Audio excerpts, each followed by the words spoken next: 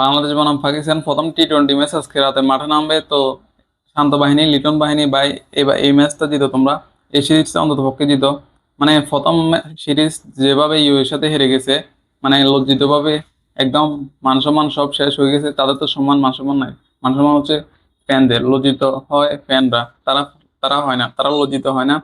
তো লিটন দাস প্রথমে বলছে কি আমরা অনেক কিছু শিখার আছে, পরে সাংবাদিক সম্মেলনে এসে এবার কি বলে, আমরা যে কোনো দলকে হারাতে পারি। মানে এদের কথা ঠিক ঠিকানা না, এরা একবার এক কথা বলে, এখন দেখেন এখন বলে যে কোনো দলকে হারাতে পারে, তার মানে কি পাকিস্তানকে তারা হারিয়ে দিবে, লজ্জিত ভাবে হোয়াইট হাউস করে তারা দেশে আসবে, এটাই তারা মানে বোঝাচ্ছে। তো দেখা যাক পাকিস্তানকে হারাতে পারে কিনা। মানে পাকিস্তানের সব জুনিয়র প্লেয়াররা, সিনিয়র ক্রিকেটার কেউ নাই, বাবর আজম নাই তো সেখানে। তো এই জুনিয়র প্লেয়ারদের মানে তারাও কিন্তু কম না শক্তিশালী, পাকিস্তানকে মনে হয় না হারাতে পারবে।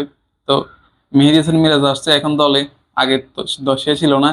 আর মুস্তাফিজ থাকলে আরো ভালো হতো দলের জন্য, দলটা আরো শক্তিশালী হতো। এখন মুস্তাফিজুর রহমান, তাসকিন আহমেদ দুজন ছাড়া বাংলাদেশের বোলিং লাইন আপটা পুরো দুর্বল, পুরো দুর্বল। এই বোলিং লাইন আপ মুস্তাফিজ থাকলে ভালো হতো, এই কারণে তাসকিনও ইনজুরি, এখন তাসকিন নেই।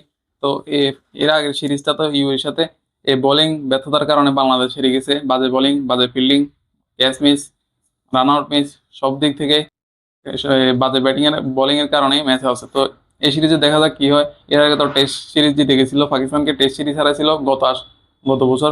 তো সেখানে এবারে দেখা যাক এই টি-20 সিরিজটাও জিততে পারে কিনা শান্ত বাহিনী, লিটন বাহিনী। তো তারা কি পারবে ম্যাচটা জিততে? আসলে মনে হয় না। এই সিরিজও মনে হয় হারবে বাংলাদেশ। ভাই এই সিরিজ যদি হারো মানে শেষ, র্যাঙ্কিং এ 10 নম্বর থেকে এবার 20 নম্বর চলে যেতে হবে। ব্যাটসম্যানের মধ্যে লিটন দাস কবে যে রান করছে আসলে সে নিজে জানো না, সে ভুলে গেছে কবে হাফ সেঞ্চুরি করছিল।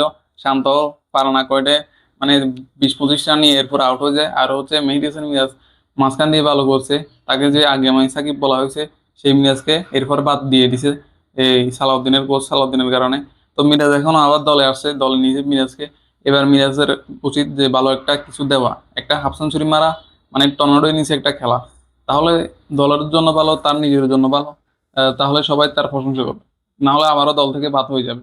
শেখ মেহেদীকে উচিত দলে না নেওয়া, শেখ মেহেদীকে নিয়ে কোনো লাভ নেই। তো দেখা যাক স্কোরটা কেমন হয়। শেখ মেহেদী আসলে ব্যাটিং পারে না, শাক মেহেদী হয়ে গেছে তার নাম, ব্যাটিং পারে না, বোলিং পারে না। কি জন্য যে এই প্লেয়ারকে নিয়ে আসলে তারাই জানে একমাত্র। মানে তার যে একটা বডি ফিটনেস, মানে যে সে একটা 6 মারবে সেটা তার নাই। তো সেখানে তার বোলিংটা কোনো রকম হতো, তো এখন তার বোলিংটাও তেমন হয় না। এর আগে সিরিজ ভালো ছিল, এরপরে ইউএ সিরিজে পুরো বাজে অবস্থা। তো এই কারণে সিরিজটা হেরে গেছে লজ্জিত ভাবে বাংলাদেশ। টাইগার বাহিনী দেখা যাক, টাইগার বাহিনী এই সিরিজে হয়তো কামব্যাক করতে পারে, এই সিরিজ জিততে পারে, এটাই এখন আশা করতেছে সবাই। হয়তো এই সিরিজে লজ্জিত হবে, হেরে যাবে, হেরে গিয়ে এবার র্যাঙ্কিং এ চলে যাবে 20 নম্বরে।